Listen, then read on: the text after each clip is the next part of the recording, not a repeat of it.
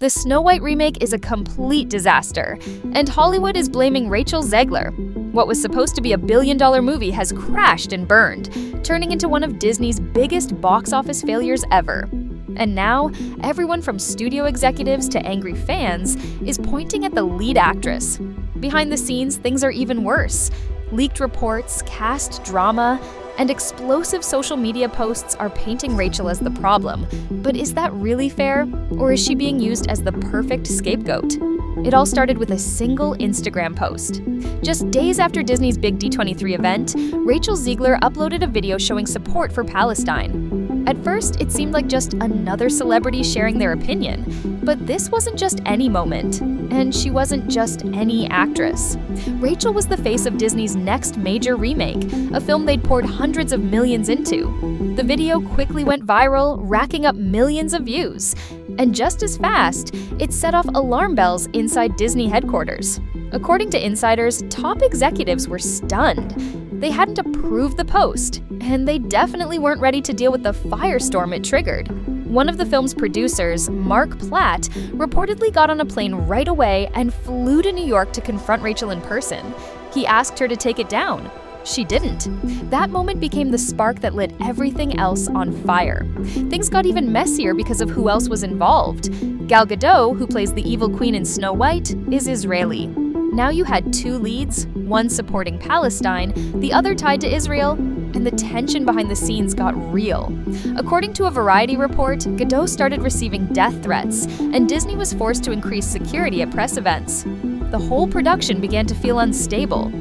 Some people close to the movie said Rachel didn't fully understand what she had done. Not just the politics, but the timing. She wasn't just posting as herself anymore. She was the lead in a Disney film.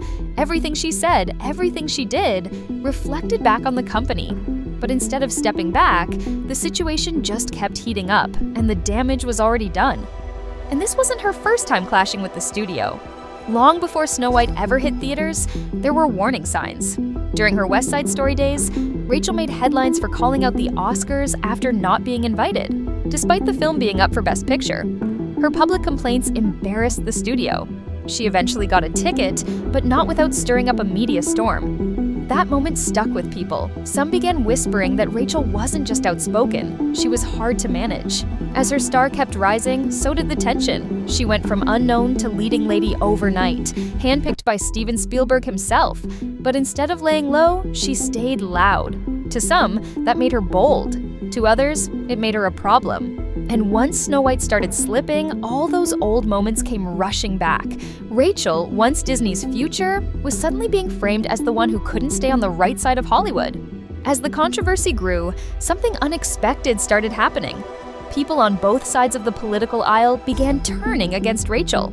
Her Palestine post upset many conservative viewers who felt she was taking sides in a conflict they didn't think a Disney star should touch. But her earlier post about Trump had already angered them, too. Right after the recent election, Rachel went on Instagram and wrote that she was speechless over the results, and that Trump supporters would never know peace. That message didn't sit well with a huge part of the audience. So now, she wasn't just in trouble with Disney, she was in trouble with the public. Her words had sparked backlash from different groups for different reasons, and suddenly, both sides were criticizing her. That's when the real damage started. Because now, it wasn't just about what she believed, it was about how those beliefs were hurting the film. And the timing couldn't have been worse. Even without the drama, Snow White was already getting pushback. Some fans didn't like the new direction, the changes to the original story, or even the way Rachel talked about the character during interviews. When clips surfaced of her calling the prince a stalker and saying the old version of Snow White was weird, it gave people even more reason to tune out. It all started to feel like a perfect storm. One part political controversy, one part bad marketing, and one part public frustration. And right in the middle of it all, Rachel Zegler, the actress who used to be seen as the future of Disney, now caught in a whirlwind that seemed impossible to escape. When the box office numbers finally came in, they confirmed what everyone feared.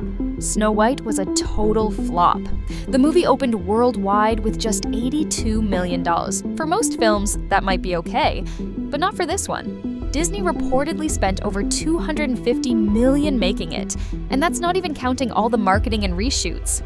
Some say the real cost was closer to $350 million. No matter how you do the math, the numbers don't work. To make things worse, people started comparing Snow White to other recent films. Even Joker, Folie à Deux, a movie many expected to underperform, had a better opening. In fact, Snow White made $34 million less than Joker 2, even though it cost about $70 million more to produce. That comparison hit hard, and critics didn't hold back. One executive from a rival studio put it bluntly, "You can't call it a success when the most iconic Disney movie ever made only brings in $50 million on opening weekend. That film should have made $1 billion." He wasn't wrong. This was supposed to be a sure thing, a remake of the movie that started the Disney empire. Instead, it's now being remembered as one of the studio's biggest failures in years. At this point, the conversation shifted. People weren't just asking why the movie failed, they were asking who to blame. And for better or worse, all fingers were still pointing at Rachel. With the movie falling apart, someone had to take the fall. And Rachel Zegler quickly became the easy target. Headlines started focusing less on the film and more on her. Her posts, her interviews, her attitude. Some insiders said it was her fault for dragging politics into the spotlight. Others pointed to her past behavior, saying she'd always been hard to manage. It was like all her old mistakes were being brought back at once. What really made things worse was how fast the narrative shifted. Suddenly, it wasn't just about one bad movie, it was about a young star who didn't know how to play the game. People brought up the time she complained about not being invited to the Oscars. They brought up the interviews where she criticized Disney's classic stories. And they especially brought up the tension between her and Gal Gadot, which now looked even more serious. Some even called it karma. Back in 2020, Rachel publicly criticized actress Gina Carano when she was fired from The Mandalorian for making political statements. At the time, Rachel positioned herself as someone who stood for what's right. But now, those same people were pointing fingers and saying she was no different. The double standard was obvious to some. Gal Gadot had also made statements about the Israel-Hamas conflict, but didn't face the same kind of backlash. Still, Disney seemed more focused on distancing itself from Rachel. Whether it was fair or not didn't seem to matter anymore. She had become the face of the failure, and once that happens in Hollywood, it's hard to come back. Still, not everyone turned against her.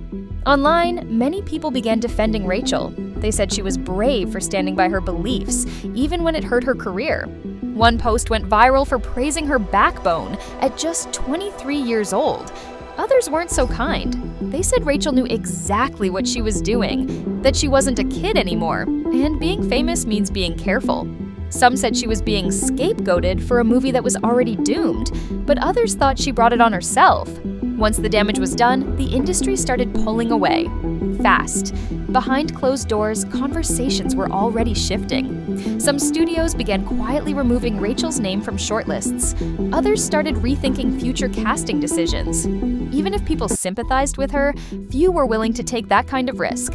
In Hollywood, reputation is everything. And right now, Rachel's was glowing red. Experts say this is how it usually works. When a movie flops, especially one with this much controversy, the blame rarely stays with the studio. It gets passed down to the face of the project. And if that person is already seen as difficult or unpredictable, the decision is easy. You just don't hire them again. There's also growing talk about how this could change the rules going forward. Some insiders believe studios will now push for stricter contracts, especially when it comes to social media. In the future, stars might not be allowed to post anything political during a movie's promotion. It's a way for companies to protect themselves. Because once a post goes viral, there's no way to control the fallout. And that's where Rachel's biggest problem lies. It's not just that her movie flopped, it's that her name is now tied to one of Disney's most embarrassing failures ever. And in an industry that runs on image, that kind of stain doesn't fade easily. If there was still any doubt about how Disney felt, that ended fast. Just days after the movie hit theaters, reports started coming in. The studio was already pulling Snow White promotional materials from stores, theaters, and even outdoor signs. Normally, a campaign like that runs for weeks, sometimes months. But this time, they didn't even wait for the first weekend to pass.